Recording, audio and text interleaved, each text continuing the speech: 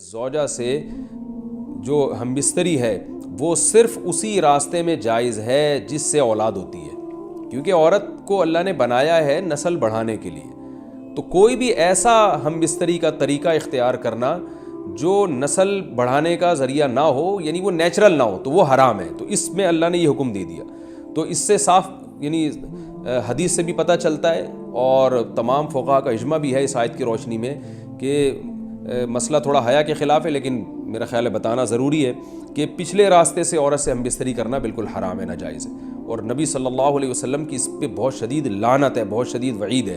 تو یہ بالکل اللیگل ہے اسلام میں کہ عورت کے پچھلے راستے سے اس سے ہم بستری کی جائے۔ جو لوگ لڑکوں سے بدفعلی کے عادی ہوتے ہیں ان کو یہ ایک چسکا لگ جاتا ہے، تو یہ حرام ہے، ناجائز ہے، کیونکہ اللہ نے بتا دیا کہ یہ تمہارے لیے بمنزلہ کھیت۔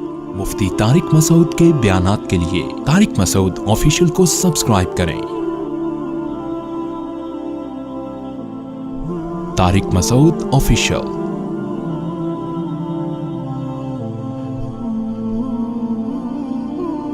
اللہ نے ارشاد فرمایا نساؤکم حرث لکم، تمہاری عورتیں تمہارے لیے بمنزلہ کھیت کے ہیں۔ حرث عربی میں کھیت کو کہتے ہیں، تو بمنزلہ کھیت کے ہیں۔ جیسے بیج ڈالا جاتا ہے کھیت میں اور اس سے پیداوار بڑھتی ہے، تو عورت کی جو ایک حیثیت ہے، نیچر نے جو اس کی ایک حیثیت متعین کی ہے، وہ بھی ایک نسل بڑھانے کا ذریعہ ہے، جس میں مرد کا جو اسپم ہے وہ بطور بیج کے ہے، اور جو اولاد ہے وہ ایک پیداوار کی طرح ہے۔ تو اللہ نے یہ یاد رکھیں، اس آیت کو بہت سارے غیر مسلموں نے عورت کے خلاف بہت نیگیٹیوٹی پھیلائی ہے کہ دیکھو اسلام عورت کی توہین کرتا ہے، اس کو کھیتی سے تعبیر کرتا ہے۔ تو کچھ لفظ کسی اور زبان میں جب وہ جاتے ہیں تو وہ توہین کا معنی دیتے ہیں۔ عربی میں جو حرث کا معنی ہے یہ تعظیم کے لیے ہے، توہین کے لیے نہیں ہے۔ اردو میں جو کھیتی کا معنی ہے وہ توہین کے لیے استعمال ہوتا ہے۔ کھیتی یعنی جو پاؤں میں روندی ڈالنے والی، اور زمین جو ہے پاؤں میں گویا روندی، اس کو روندا جا رہا ہے۔ تو اس لیے اس کا اردو میں بالکل اسی طرح جو لوگ ترجمہ کر دیتے ہیں کہ عورتیں تمہاری کھیتیاں ہیں، تو یہ ترجمہ میرا خیال ہے اس لیے درست نہیں ہے کہ اردو میں اس کا مفہوم ہی چینج ہو جاتا ہے۔ یعنی گویا ایک عزت کے لیے جو لفظ اللہ نے استعمال کیا وہ ذلت کا ذریعہ بن جاتا ہے۔ تو اس لیے کسی بھی زبان میں جب ہم کسی بھی لفظ کا ترجمہ کرتے ہیں تو اس زبان کے ہمیں محاوروں کو دیکھنا چاہیے کہ اس زبان میں یہ لفظ کس معنی میں استعمال ہو رہا ہے۔ مثال کے طور پر ہو سکتا ہے کتا کا لفظ کسی زبان میں وفاداری کے لیے استعمال ہوتا ہو، کسی کو لوگ ڈاگ کہتے ہوں تو اس کا مقصد ہوتا ہے وفادار انسان ہے، لیکن ہمارے یہاں اردو میں گالی ہے وہ، اور آپ بولیں کہ بھئی وہ فلاں قوم ڈاگ کہتی ہے تو ہم کتا کہیں گے، تو آپ جب اس کا ترجمہ اردو میں کریں گے تو کتے سے نہیں کر سکتے۔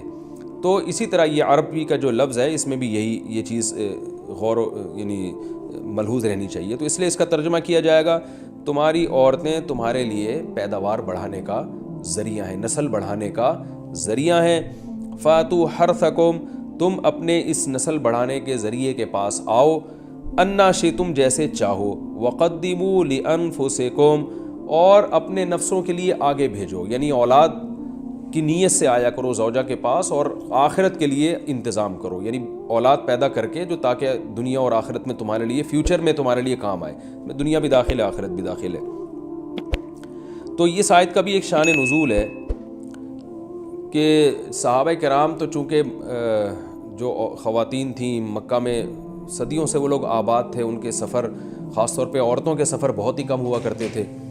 تو جب ہجرت ہوئی ہے اور جو ہجرت کر کے بہت ساری صحابیات مدینہ آئی ہیں، تو مدینہ میں ان کے نکاح دوسری قوموں میں ہوئے، پھر انصار صحابہ سے بھی ہوئے۔ تو چونکہ تقویٰ تھا ان خواتین میں، للہیت تھی، تو بعض جگہ ایسے واقعات ہوئے کہ میاں بیوی کے جو آپس کا ریلیشن ہوتا ہے، ظاہر ہے وہ ہر قوم میں اور ہر شخص کا مزاج دوسرے سے مختلف ہوتا ہے، تو بعض مردوں نے اس طرح سے اپنی زوجات کے ساتھ ہم بستری کی کہ ان خواتین کو پھر اشکال ہوا کہ پتہ نہیں اس طرح سے ہم بستری کرنا جائز بھی ہے یا نہیں ہے۔ تو انہوں نے نبی صلی اللہ علیہ وسلم سے یہ مسئلہ پوچھا کہ یا رسول اللہ، ہمارے شوہر ہمارے پاس اس طرح سے آتے ہیں تو کیا یہ جائز ہے یا نہیں؟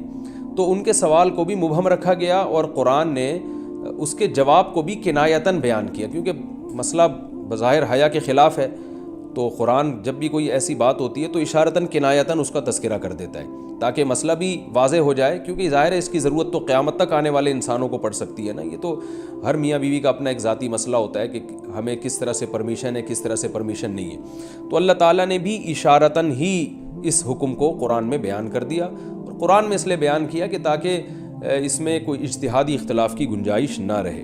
تو اللہ نے قرآن مجید میں بیان کیا، فرمایا نساؤکم حرث لکم، تمہاری جو ازواج ہیں، تمہاری جو بیویاں ہیں، وہ تمہارے لیے بمنزلہ کھیت ہیں۔ کھیت کا مطلب کیا ہوتا ہے؟ پیداوار بڑھانے کا ذریعہ۔ تو اس میں سب سے پہلا مسئلہ تو قرآن نے یہ بیان کر دیا کہ زوجہ سے جو ہم بستری ہے وہ صرف اسی راستے میں جائز ہے جس سے اولاد ہوتی ہے، کیونکہ عورت کو اللہ نے بنایا ہے نسل بڑھانے کے لیے۔ تو کوئی بھی ایسا ہم بستری کا طریقہ اختیار کرنا جو نسل بڑھانے کا ذریعہ نہ ہو، یعنی وہ نیچرل نہ ہو، تو وہ حرام ہے۔ تو اس میں اللہ نے یہ حکم دے دیا۔ تو اس سے صاف یعنی حدیث سے بھی پتہ چلتا ہے، اور تمام فقہاء کا اجماع بھی ہے اس آیت کی روشنی میں کہ مسئلہ تھوڑا حیا کے خلاف ہے، لیکن میرا خیال ہے بتانا ضروری ہے کہ پچھلے راستے سے عورت سے ہم بستری کرنا بالکل حرام ہے، ناجائز ہے، اور نبی صلی اللہ علیہ وسلم کی اس پہ بہت شدید لعنت ہے، بہت شدید وعید ہے۔ تو یہ بالکل اللیگل ہے اسلام میں کہ عورت کے پچھلے راستے سے اس سے ہم بستری کی جائے۔ جو لوگ لڑکوں سے بدفعلی کے عادی ہوتے ہیں ان کو یہ ایک چسکا لگ جاتا ہے، تو یہ حرام ہے، ناجائز ہے، کیونکہ اللہ نے بتا دیا کہ یہ تمہارے لیے بمنزلہ کھیت کے ہیں۔ تو اس میں قرآن نے وہ جو سوال تھا نا اس کی طرف اشارتاً جواب دے دیا، اور آگے فرمایا فاتو حرثکم، تم اپنے کھیت کے پاس آؤ، یعنی پیداوار بڑھانے کا جو ذریعہ ہے اس جگہ کی طرف آؤ، انا شئتم، جیسے چاہو، یعنی باقی جس طرح سے تم چاہو زوجہ سے ہم بستری کر سکتے ہو، اس میں کوئی خاص طریقہ متعین نہیں ہے۔ میاں بیوی کا ایک دوسرے سے کوئی پردہ نہیں ہے، ہن لباس لکم وانتم لباس لہن، یہ دونوں ایک دوسرے کے لیے لباس ہیں۔ تو اس میں طریقہ کار کوئی بھی ہو سکتا ہے، کسی بھی طرح سے کرنا چاہو ایک دوسرے سے لطف اندوز ہو سکتے ہو، لیکن فاتو حرثکم آنا موضع حرث میں ہے۔ حرث کا مطلب وہ اس جگہ کی طرف آنا ہے جہاں سے نسل بڑھتی ہے، کسی اور راستے کی طرف۔ اس سے صاف طور پر جو ہے نا وہ جو فاسق فاجر لوگوں کی جو برائی ہے، جو لڑکوں سے بدفعلی کے نتیجے میں پیدا ہوتی ہے، اس کا اللہ نے قلع قمع کر دیا کہ اس کی اسلام میں بالکل اجازت نہیں ہے۔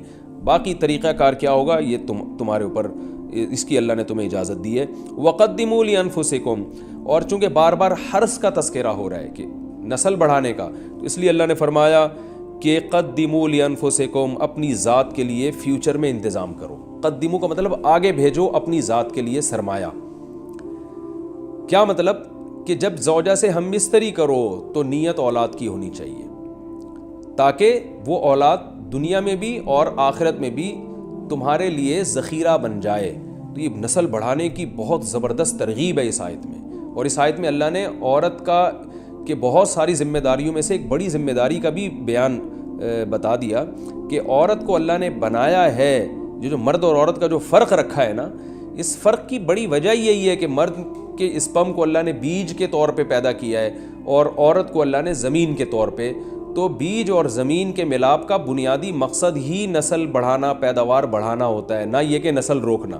آج فیملی پلاننگ والوں نے اس آیت کی دھجیاں اڑا دی ہیں، اور جو پوری دنیا میں ایک بیہودہ قسم کی تحریک چل رہی ہے، یہ آیت بالکل اس کی نفی کر رہی ہے۔ اس لیے اللہ نے فرمایا اچھا، اللہ نے اس کا بھی جواب دے دیا کہ جو فیملی پلاننگ والے کہتے ہیں نا نسل بڑھنے سے تمہارا نقصان ہوگا، خرچے بڑھ جائیں گے، تو اللہ فرماتے ہیں قدموا لانفسکم، تمہارا فیوچر بن جائے گا، سنور جائے گا، کیونکہ اولاد پہ اتنی انویسٹمنٹ نہیں ہوتی جتنا اس کا آؤٹ پٹ ہوتا ہے۔ ان پٹ کم ہے، آؤٹ پٹ زیادہ ہے، انویسٹمنٹ کم ہے، اس کے جو پروفٹ ہے وہ زیادہ ہے، دنیا میں بھی اور آخرت میں بھی۔ تو اللہ نے فرمایا اپنے نفس کے لیے، فیوچر کے لیے انتظام کرو، بڑھاپے کے لیے انتظام کرو۔ تمہارے بیٹے ہوں گے، بیٹیاں ہوں گی، پوتے ہوں گے، نواسے ہوں گے، بہویں ہوں گی، یہ دنیا کا مستقبل اور آخرت کا مستقبل کیا ہے۔ جو عبداللہ بن عمر رضی اللہ تعالیٰ عنہ نے جب نکاح کا ارادہ ترک کیا تو آپ کی جو ہمشیرہ تھی حضرت حفصہ، انہوں نے فرمایا کہ نکاح کرو، تمہارے اولاد ہوگی، دنیا سے جاؤ گے تو تمہارے لیے دعائیں مانگے گی، تو یہ آخرت کے لیے ذخیرہ ہے۔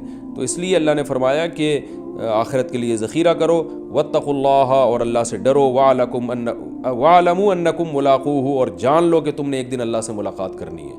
تو جتنے حکام اللہ نے تمہیں اس آیت میں دیے ہیں ان تمام حکام کو تم نے فالو کرنا ہے۔